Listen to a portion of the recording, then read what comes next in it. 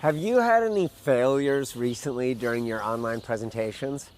I know I have. Tons of things fail.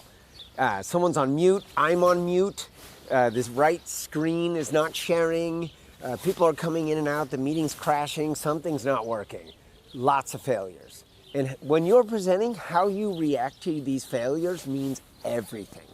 If you react in a way where you're like, uh-oh, the slides don't work and the screen's not sharing, we're gonna get nervous and we're gonna worry about you. Like, oh my God, are they gonna be okay?